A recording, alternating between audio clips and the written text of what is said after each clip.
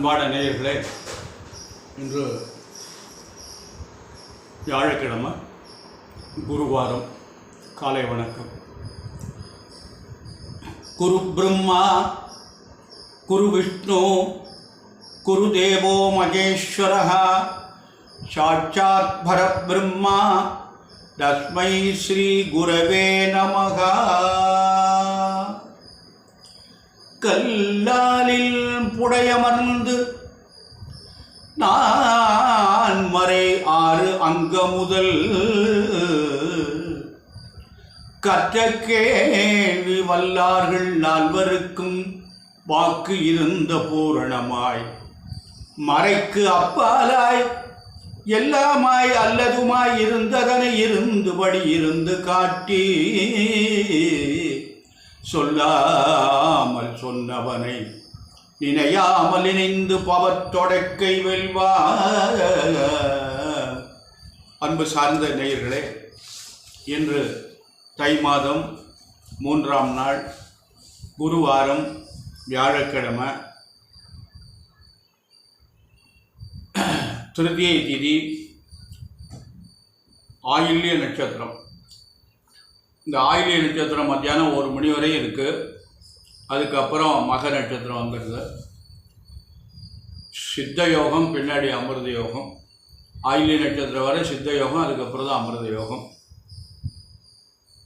எப்போதுமே ராகு காலம் வந்து வியாழக்கிழமை 1 to 3, யமகண்ட காலைல 6 to 7:30, குளிகன் 9 முதல் 10:30, சூலம் வந்து தெற்கு, பரிகாரம் எண்ணெய், நல்லெண்ணெய்னு சொல்லியிருக்காங்க.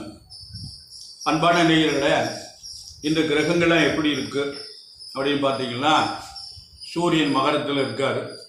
தை மாதம்னாலே இனிமேல் இந்த 30 நாளைக்கு சூரியன் மகரத்தில் இருப்பார். சந்திரன் வந்து கடகத்தில் இருப்பார். இன்றைக்கி மத்தியானம் வரையும் கடகத்தில் இருப்பார். அதுக்கப்புறம் சிம்மத்துக்கு வந்துடுவார். செவ்வாய் வந்து கடகத்தில் இருக்கார், கொஞ்சம் நாளைக்கெல்லாம் இருப்பார். புதன் வந்து தனுஷில் இருக்கார். குரு வந்து ரிஷபத்தில் இருக்கார். சுக்கிரன் வந்து சனியுடைய வீடான கும்பத்தில் சனியோடு சேர்ந்து 2 பேரும் ஒன்றா இருக்காங்க. ராகு வந்து மீனத்தில் இருக்காங்க, கேது கன்னியில் இருக்காங்க. அன்பான நேயர்களே, நம்ம இப்போ ராசி பலன்களை பார்ப்போம். இப்போ நமக்கு மேஷ ராசி என்பவர்களுக்கெல்லாம் ராசி பலன்கள் எப்படி இருக்கிறது? ஐயா, நீங்கள் தினம் ராசி பலனை சொல்லிகிட்டே இருக்கீங்களே, நிறைய பேர் சொல்கிறாங்க. பெரியவங்கள்லாம், நிறைய படித்தவங்கள்லாம் ராசி பலனை சொல்லிகிட்டு இருக்காங்க. அது மாதிரி எங்களுக்கு நடக்குதாங்கிறது கொஞ்சம் சந்தேகமாக இருக்கு ஐயா அப்படின்னு ஒரு கேள்வி எழும்புறது மக்கள் மனதில். அந்த கேள்வி வந்து உண்மையான கேள்வி தான். ஏன்னா இப்போ மேசராசி என்பவர்களுக்கெல்லாம் நல்லதெல்லாம் நடக்கும் அப்படின்னு நம்ம சொல்கிறோம். அந்த மேசராசி என்பவர்கள்லாம் அனுபவிக்கின்ற பொழுது தான் அவங்களுக்கு தெரியும் நல்லதெல்லாம் நடக்குதா, சிரமப்படுறாங்களா எப்படின்னு. நமக்கு தெரியாது, நம்ம படித்ததை வச்சுட்டு சொல்லின்னு இருக்கோம். ஆனால் அந்த மேஷராசி என்பவர்களுக்கு வந்து இந்த ராசி பலன் என்பது ஒரு மனிதனுக்கு வந்து அதிகமாக போனால் 15% நடக்கும், அவ்வளோதான் நடக்கும். பாக்கி 85% அவன் பிறந்த ஜாதகத்தில் உள்ள தசை, புத்தி, அந்தரம் இதுகள்னால தான் நடக்கும். அவனுக்கு லக்னத்துக்கு இப்போ என்ன திசை நடக்குது, என்ன நட்சத்திரம் பிறந்திருக்கான், அந்த நட்சத்திரத்துடைய திசை என்ன, அது எத்தனை வருஷம் இருந்தது, இப்போ அவனுக்கு வயது என்ன, அடுத்த திசை என்ன. இப்போ கார்த்திகை நட்சத்திரம் ஒருத்தன் பிறந்திருக்கான் அப்படின்னா, கார்த்திகை நட்சத்திரம்னா சூரிய தசை. இப்போ மேஷ லக்னம்னு வச்சுக்கிடுவோம். இந்த சூரிய தசை வந்து மேஷ லக்னத்துக்கு நல்லவன், 5 கூடையவன். அது எத்தனை வருஷம் இருக்குது? சுமாராக ஒரு 4 வருஷம் வச்சுக்கிறோமே, 6 வருஷம் அதனுடைய அளவு. அதுக்கப்புறம் சந்திர தசை ஒரு 10, இந்த 14 வருஷம் நல்லா இருக்கும். அதுக்கப்புறம் செவ்வாய் தசை 7 வருஷம் நல்லா இருக்காது. அதுக்கப்புறம் பார்த்துக்கணும் 14, 7, 21 ராகு எங்கே இருக்காருன்னு பார்க்கணும். அதனால் இந்த திசைகள் வந்து நன்றாக பலமாக இருந்தால் தான் அவங்களுடைய வாழ்க்கையில் எல்லாமே அவங்களுக்கு சிறப்பாக நடக்கும். இல்லைன்னா நடக்காது. அதனால் இது வந்து நமக்கு எவ்வளவுன்னா ஒரு 15% இந்த கோச்சார பலன் என்பது நடக்கும். அதனால் நம்ம அவசரமாக ஒரு காரியத்தை செய்யணும், இப்போ எப்படி இருக்குது நேரம் இதை பார்த்துக்கிறதுக்கு இது உதவும். அன்பான மேஷராசி என்பவர்களே, இன்றைக்கு உங்களுக்கு நல்ல நாள் தான், பயப்படாதீங்க. ஜாதகத்தை நல்லா தெளிவாக பார்த்துக்கிட்டு உங்களுக்கு என்ன தசை நடக்குது, என்ன புத்தி நடக்குதுங்கிறது பார்த்துட்டு அதுக்கு தக்கவழி நடந்து கொள்ளுங்கள். மேஷராசிக்கு குரு நல்ல இடத்துல இருக்கார், சனி பகவான் நல்ல இடத்துல இருக்கார். இது ரெண்டும் நல்ல அருமையான இடத்துல இருக்கார். இப்போ 4ஆம் அதிபதி சந்திரன் 4லே இருக்காங்க, 2 நாள் அதுலேயே இருக்கார். இதுக்கு 10 மேலே பேச்சியாக போகிறார். அதனால் நல்ல நாள், நல்லது நடக்கும், நிச்சயமாக நல்லது நடக்கும். அடுத்து ரிஷபராசி என்பதிலே உங்களுக்கு ஜென்மத்தில் இருக்கார் குரு. அவர் கண்டிப்பாக நன்மை செய்ய மாட்டார். அதுவும் இந்த ஜாதகருக்கு வந்து ரிஷபராசிக்கு குரு 8ஆம் அதிபதி. அதனால் பிரச்சனை தான் உண்டு பண்ணுவார், நன்மை செய்ய மாட்டார். இட மாற்றங்களை கொடுப்பார். வெளிநாட்டில் இருந்தால் இங்கே வரலாம், இங்கே இருந்தால் வெளிநாட்டுக்கு போகலாம். இப்போ நம்ம பதவி இடமாற்றம் கேட்டிருக்கோம், கிடைக்கல, இப்போ கிடைக்கும். இதெல்லாம் அந்த இடமாற்றம் என்பது பேர். வாடகை வீட்டில் இருக்க இன்னொரு வீட்டுக்கு போகலாம், வாடகை வீட்டில் இருக்கோம் சொந்த வீட்டுக்கு போகலாம். இதெல்லாம் இடமாற்றம் என்று வரும். கவனமாக நடந்து கொள்ளுங்கள். காயை கவனமாக நாட்டுவோம், மெதுவாக ஜாக்கிரதையாக நாட்டுவோம், நல்லதே நடக்கும். ஆனால் உங்களுக்கு வந்து ரிஷபராசிக்கு சனி பகவானும் ராகு பகவானும் நல்ல இடத்துல இருக்கான், பயப்படாது. அதனால் மிதுன ராசி என்பதில் உங்களுக்கு குருபான் 12ஆம் இடத்துல இருக்காங்க. அவங்க வந்து விரயத்தை உண்டு பண்ணுவாங்க. 10ல் ராகு இருக்குது, விரயம் நடக்கும், ஆனால் வருமானம் வரும். ஏன்னா 10ல் ராகு இருந்தால் தொழில் நன்றாக இருக்கும். அதில் தொழில் நன்றாக வந்து நிறைய வருமானம் வந்து செலவுன்னா தெரியாது. அதுக்காக வருமானம் நிறையா வருதுன்னா அதுக்காக தண்டை செலவாக பண்ணிட்டு இருக்கக்கூடாது, நல்ல செலவாக பண்ணணும். அன்பான நேயர்களை கவனமாக நடந்து கொள்ளுங்கள்.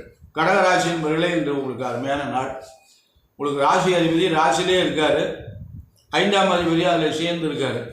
அது ஒரு யோகம் உங்களுக்கு. குரு வந்து 11ஆம் இடத்துல இருக்கார்.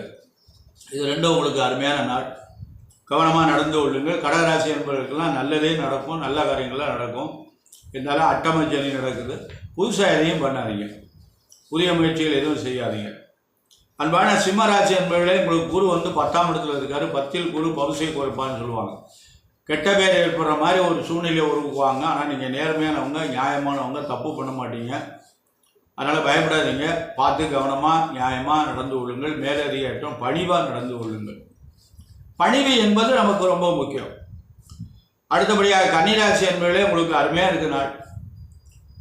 உங்களுக்கு குரு வந்து 9ஆம் இடத்துல இருக்கார், சனி பகவான் 6ஆம் இடத்துல இருக்கார். இது ஒரு பெரிய அமைப்பு உங்களுக்கு. அதனால் இது ரெண்டும் உங்களுக்கு நல்லது. கன்னிராசி என்பவர்களுக்கு நல்லதெல்லாம் நடக்கும்.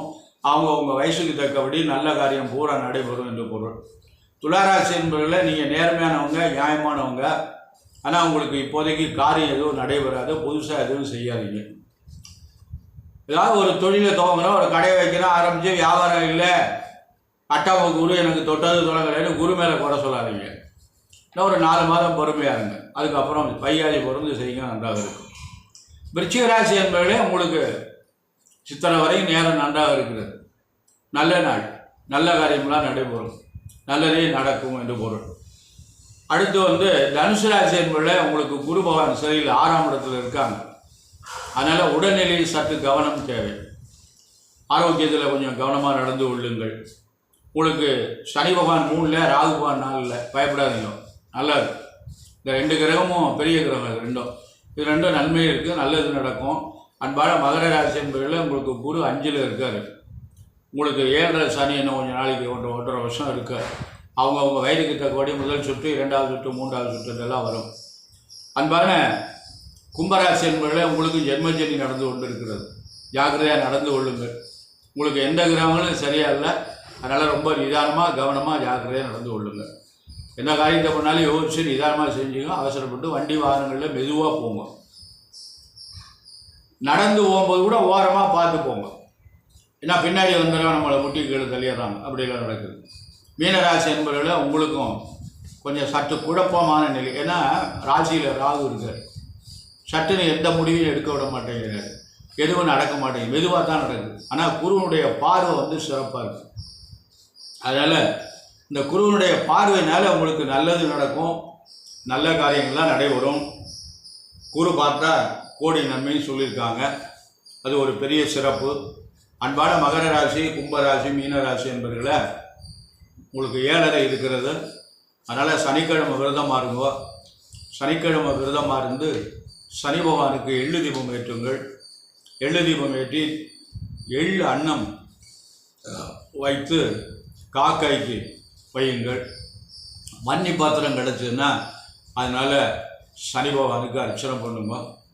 நான் இதை ஏன் தினம் சொல்லிட்டு இருக்கேன்னா, நமக்கு பிரார்த்தனை தான் நமக்கு ரொம்ப முக்கியம். நம்ம இறைவன்கிட்ட போய் எதுவும் எனக்கு அதை செய் இதை செய் வருமானத்தை காட்டுன்னு கேட்குறத விட பிரார்த்தனை பண்ணோம்னா நிச்சயமாக அவர் நமக்கு கொடுப்பார். நம்ம அவர்கிட்ட என்ன வேண்டிக்கணும்னா, நோயற்ற வாழ்வே குறைவற்ற செல்வம், நீண்ட ஆயுளை கொடு, நோய் இல்லாத வாழ்க்கை கொடு. ஆஸ்பத்திரி பக்கமே நான் போகக்கூடாது, முடியலை. இப்போ இந்த காலத்தில் யாராவது ஆஸ்பத்திரி பக்கம் போகாமல் இருக்க முடியுமான்னா 99.4% ஆஸ்பத்திரி போய் தான் ஆக வேண்டியிருக்கு. அதனால் ஏன்னா அந்த காலத்தினுடைய சூழல் அந்த மாதிரி இருக்குது. நம்முடைய உணவு பழக்க வழக்கங்கள், நம்முடைய செயல்பாடுகள், நம்மெல்லாம் அந்த கிராமங்களில் இருந்த பழக்கங்கள்லாம் போய் டவுனில் குளிக்கிறது கூட கொஞ்சம் நிறைய தண்ணி விட்டு குளிக்க முடியலை, கப்புனால் மோந்து குளிக்க வேண்டியிருக்கு. அந்த காலத்தில் கிராமங்கள்லாம் குழைந்து குழைந்து நீர் ஆடையிலோ என்பாவர். அப்படியே தண்ணியை குழஞ்சி டொம்முன்னு அந்த குளத்தில் விழுந்து குளித்தோம்னா உடம்புல உள்ள உஷ்ணங்கள்லாம் பறந்து போயிடும்னு சொல்லியிருக்காங்க. அந்த மாதிரியெல்லாம் நம்ம குளிக்கிறதுக்கெல்லாம் இப்போ இங்கே வாய்ப்பு இல்லை. அதனால் அன்பான நேயர்களே, இப்போ ஏரியெல்லாம் இருக்குது, அதெல்லாம் குளிப்போம்னா சாக்கடையெல்லாம் போய் கலக்குது. அப்படி கலக்கிற போது அதில் போய் குளிக்க முடியுமான்னு அது சிரமமாக இருக்குது. அதனால் அன்பான நேயர்களை, இறைவனை நாடுங்கள், சுகாதாரமாக இருந்துக்குங்க. இருக்கிறதுக்குள்ளே நம்ம ரொம்ப பக்குவமாக நடந்து கொள்ளுங்கள், நல்லதே நடக்கும். அன்பான நேயர்களே, இப்பொழுது நாம் ஒவ்வொரு நாளைக்கும் ஒவ்வொரு கட்டங்களை பற்றி ஆய்வு செய்து நம்ம 7ஆம் இடம் வரையும் நம்ம ஆய்வு செய்தோம். இப்போ நம்ம இந்த 3ஆம் இடம்னு ஒரு கட்டம் இருக்கிறது. அந்த 3ஆம் இடம் எதை பற்றி பேசுகிறது என்றால், சகோதரம், இளைய சகோதரம் என்று பேசுகிறது. அடுத்து தைரியம் என்று சொல்லுகிறது. அடுத்து போகஸ்தானம் என்று சொல்லுகிறது. இந்த 3 அமைப்புகளையும் இந்த லக்கணத்துக்கு 3ஆம் இடம் காட்டுகிறது. நமக்கு கீழே தம்பியா தங்கையா, அந்த தம்பியினால் நமக்கு நன்மை உண்டா, அந்த தங்கையினால் நமக்கு நன்மை உண்டா, நமக்கு தைரியம் இருக்கிறதா, குடும்ப வாழ்க்கை நமக்கு நன்றாக இருக்குமா, இதெல்லாம் நம்ம இந்த 3ஆம் இடத்தை வைத்துத்தான் பார்க்க வேண்டும். அதனால் இந்த 3ஆம் இடம் சரியில்லைன்னா இது 3மே நமக்கு சரியாக அமையாது. அதனால் சில பேருக்கு கீழே யாருமே துணை இல்லை, மேலே இருக்காங்க, கீழே யாருமே இல்லை, இவர் தான் கடைசியாக இருக்காங்க. சில பேர் ஒரே ஆளாக இருக்காங்க, யாருமே உற்ற துணை இல்லை. அப்படின்லாம் அன்போடு தம்பி இருந்தால் தாங்கி நிற்க இன்னொரு கால் கிடைக்குமா, 3ஆவது கால்.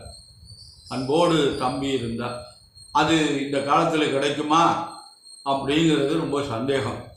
ஏன்னா செய்யணும் அப்படின்னு நினச்சா கூட அவங்களுடைய சூழ்நிலை செய்ய முடியலை. ஏன்னா அவங்க குடும்பத்தை அவங்கவுங்க பார்க்க வேண்டிய ஒரு காலகட்டத்தில் இருக்கிறதுனால வருமானம் போகிறல, கஷ்டமாக இருக்குது.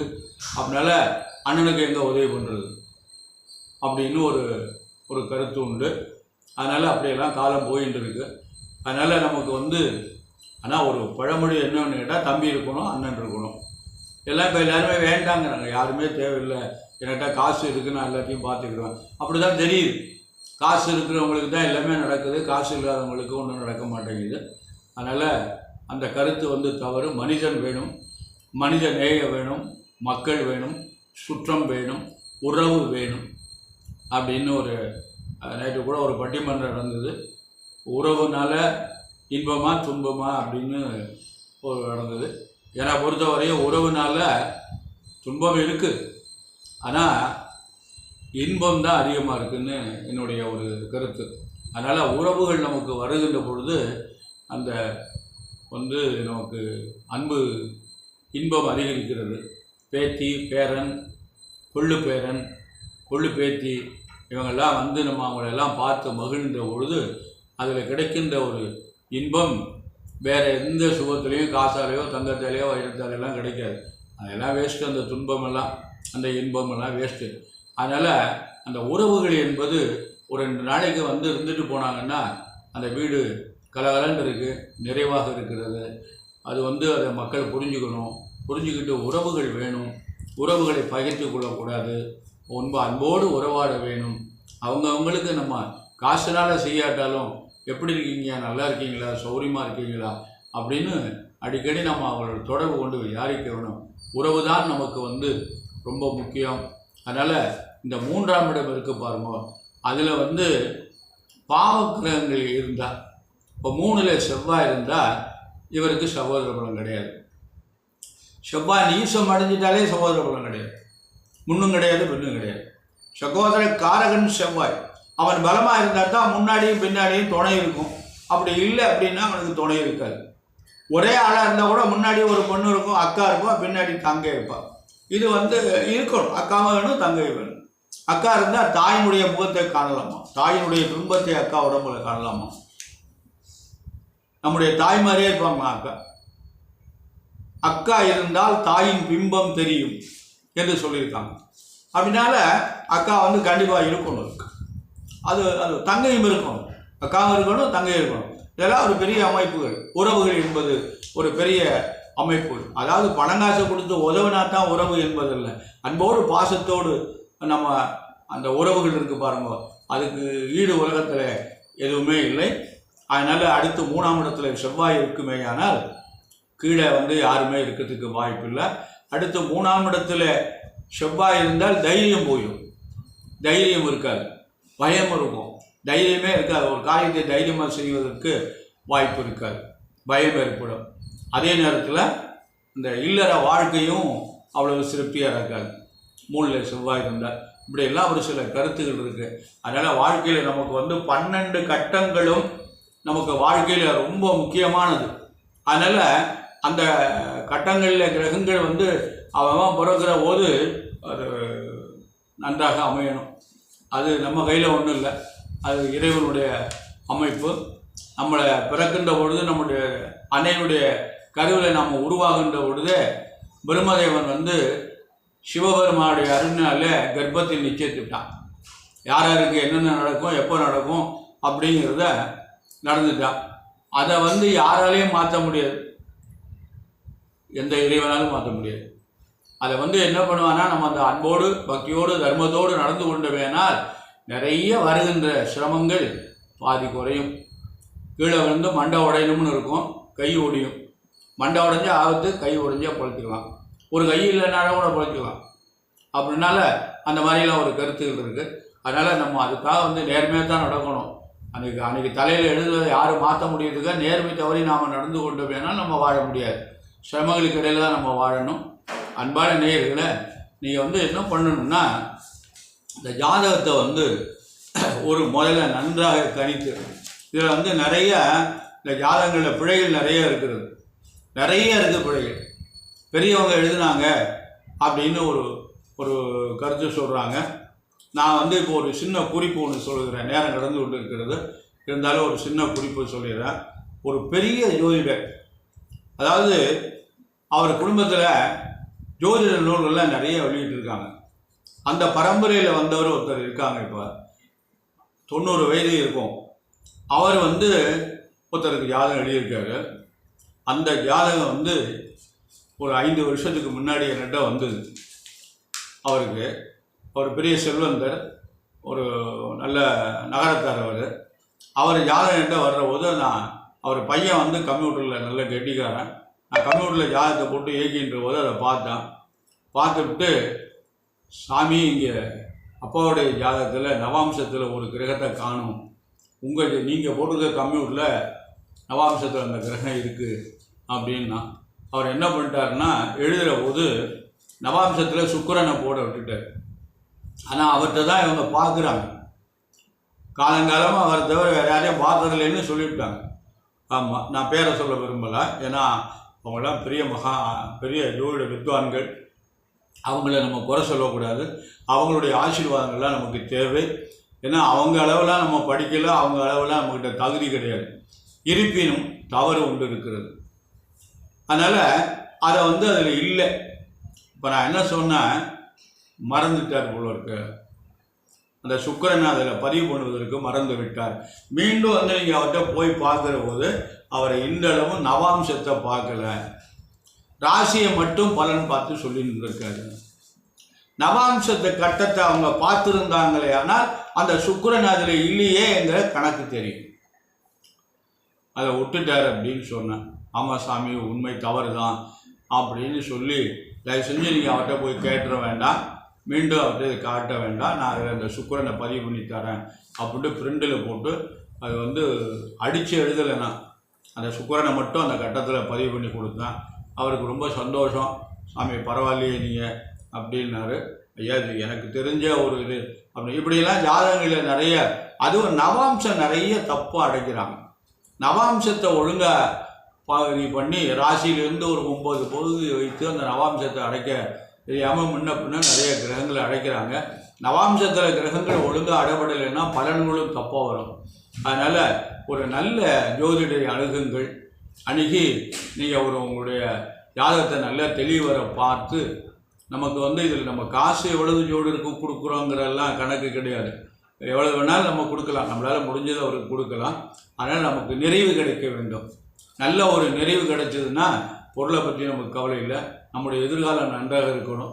அதனால் அன்பான நேயர்களை, நீங்கள் ஒரு நல்ல ஜோதிடரை அணுகி நீங்கள் உங்கள் ஜாதக கட்டங்களை எல்லாம் நல்லா ஆய்வு செய்து, எந்தெந்த கிரகங்கள் எப்படி நடக்குது, இப்போ என்ன தசை நடக்குது, என்ன புத்தி நடக்குது, என்ன அந்தரம் நடக்குது, இதுவரை நீங்கள் ஜாதகங்களை பார்த்து நல்லருள் பெற்று நலமுடன் வாழ வேண்டுமாய் எல்லாம் வல்ல எம்பெருமான் சர்வேஸ்வரனையும் வள்ளல் பெருமான் வள்ளியில் மடான முருகப்பெருமானை பிரார்த்தனை செய்து இந்த நிகழ்ச்சியை நிறைவு செய்கிறேன். நன்றி, வணக்கம்.